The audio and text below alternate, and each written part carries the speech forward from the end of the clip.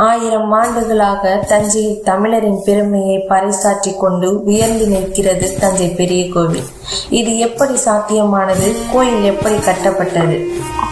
தமிழர்களின் அடையாளம் தமிழ் கட்டடக்கலையின் பெருமிதம், பிரம்மாண்டத்தின் வெற்றி, பேரரசர் ராஜராஜனின் தனிப்பெரும் சின்னம் என்று பல பெருமைக்குரிய அடையாளங்களை கொண்டது தஞ்சை பெருவுடையார் கோவில்.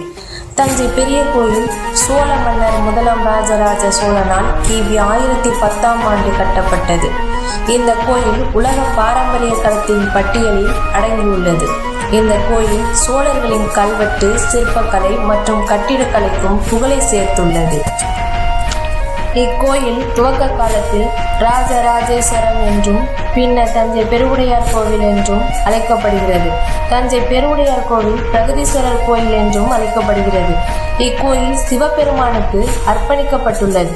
இக்கோயில் முழுக்க முழுக்க கற்களால் கட்டப்பட்டுள்ளது. சாதாரண மக்கள் பார்த்தவுடனே வாய்ப்பிழக்க வைக்கிறது. பணிவுடன் கைகூப்ப செய்கிறது. இதை அறிவியல் என்பதா, ஆன்மீகம் என்பதா? கோவில் கோபுரத்தின் நிழல் கீழே விழாமல் கட்டப்பட்டிருக்கும் கலைநுட்பம், ஆகா, வியக்கத்தக்க அதிசயம்.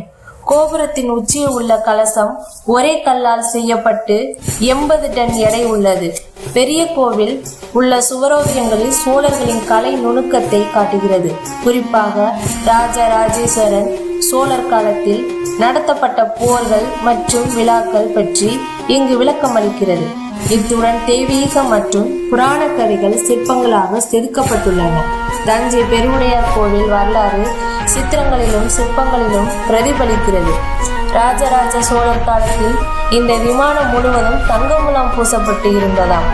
ஆனால் காலப்போக்கில் அது காணவில்லை. என்ன ஆச்சு, யாரு சூறையாடியது என்று தெரியவில்லை. அதற்கான கல்வெட்டு ஆதாரமும் உள்ளது. விமான கோபுரத்தின் உட்புறம் உள்ள மேலறை ஒன்றில் 108 காணங்கள் கொண்ட பரதநாட்டிய சிற்பங்கள் காணப்படுகின்றன.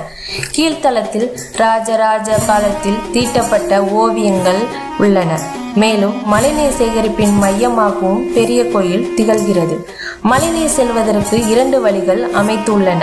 முதலில் விழுகிற மழைநீர் தரையில் உள்ள அழுக்கோடு நந்தவனத்திற்கு செல்லும். பின்னர் நல்ல நீர் சிவகங்கை பூங்காவில் உள்ள குளத்திற்கு செல்லும். அந்த காலத்திலே மழைநீரை சேமிக்கும் வியக்கத்தக்க முறையை ராஜராஜ சோழன் பெருவுடையார் கோவிலில் அறிமுகப்படுத்தியிருக்கிறார். தஞ்சை பெரிய கோயிலில் புதைந்திருக்கும் மணல் ரகசியம். தஞ்சை பெருவுடையார் கோவில் முழுக்க முழுக்க மணல் மீது கட்டப்பட்டுள்ளது என்கின்றன சமீபத்திய ஆய்வுகளில்.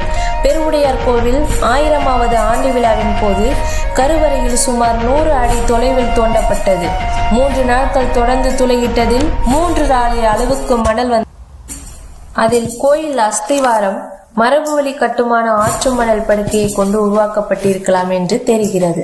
அதாவது தரையின் மேற்பகுதியில் இருக்கும் கல்லாலான கட்டுமானத்தை விட 2 மடங்கு சுமை கீழே இருக்க வேண்டும்.